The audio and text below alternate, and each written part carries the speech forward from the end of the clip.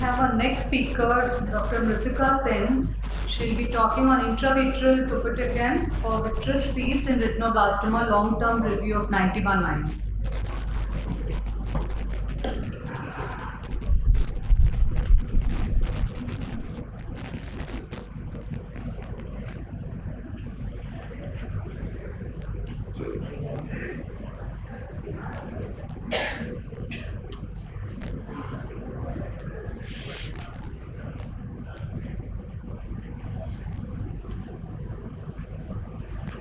Good morning, everyone. I'll be discussing about our study on intravitreal topotecan for vitreous seeds in retinoblastoma.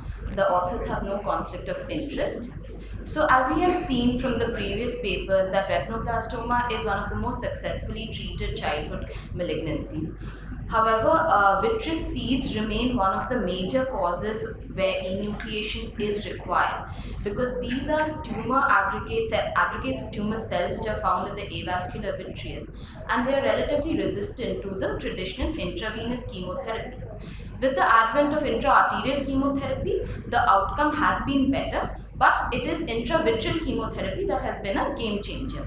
Melphalan is the drug that is most commonly used. However, it is associated with number of complications, especially in pigmented eyes, that is like us. And there has been proven reduction in the ARG amplitude as well. Topotecan is a potent drug that has been used in retinoblastoma both systemically as well as for periocular and intravitreal chemotherapy, often in association with melphalan. So the purpose of our study was to evaluate the efficacy of intravitreal topotecan in eyes with retinoblastoma and to also assess the risk factors for recurrence of vitreous seeds. So this was a retrospective non-comparative interventional study on 91 eyes of 90 consecutive patients who were treated between 2013 to 2019 with a minimum follow-up of 12 months. So the dose was 30 microgram and 0.15 ml, and this was a 4-weekly regimen given by the safety enhanced technique. The primary outcome measure that we evaluated was the regression of seeds and eye salvage, and secondarily we also studied the risk factors for recurrence, visual outcome and complications. So the mean age was 24 months. Majority of the patients belong to group D retinoblastoma and 29% belong to group E. In terms of the type of seeds, recurrent and refractory seeds were equal in number. Morphologically, majority of the eyes had spheres, followed by dust and cloud.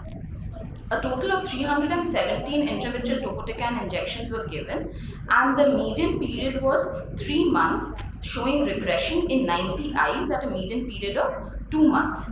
The median number of injections required were 3. 17 of these eyes had recurrence at a median period of 7 months.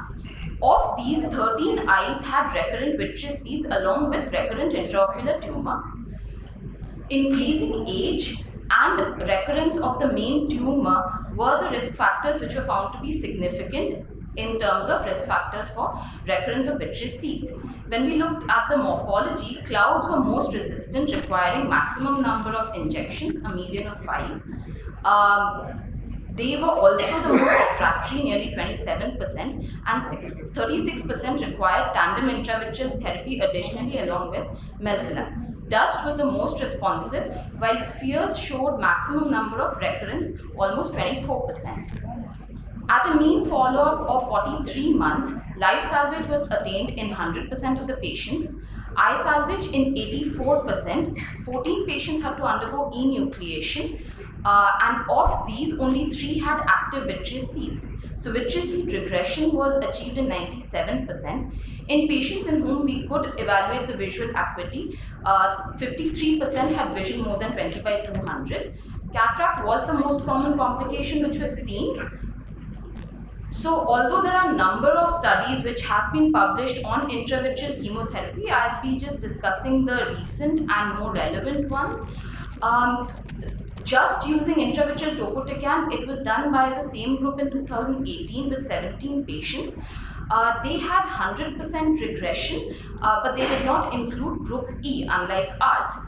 The median follow-up time was similar to the Shields group, where majority of them received intravitreal melphalan or tandem chemotherapy, and our results were actually similar to theirs, with vitreous seed regression achieved in 97%, live salvage in 100%, and eye salvage in 85%.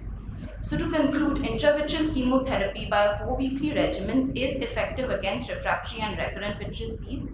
The vitreous seed morphology corresponds to the number of injections that are required for regression, and increasing age and recurrence of retinal tumor increases the risk of vitreous seed recurrence following treatment with intravitreal topotecan. These are my references. Thank you. Thank you. Good presentation. You had globe salvage in 85%. So what was the reason for the failure? So enucleation in the eyes that were required, it was mainly for tumor recurrence, which was a major tumor recurrence. Additionally, there were eyes with vitreous hemorrhage, which we couldn't, it had nil visual prognosis in those cases. And there were 3 eyes which were thicyclic. Vitreous seed, active vitreous seeds were seen in only 3 of the eyes which were enucleated. Okay. Any cases where you need to switch from topotecan to melphalan? So we did require tandem intravitreal therapy along with topotecan. We gave melphalan. There were cases which required that, about 13 cases. And what was the outcome? So there was one case which showed recurrence of those who had received tandem intravitreal chemotherapy. Rest of them showed good regression, especially in cases where the vitreous seed had spheres. The vitreous seeds were the spherical type.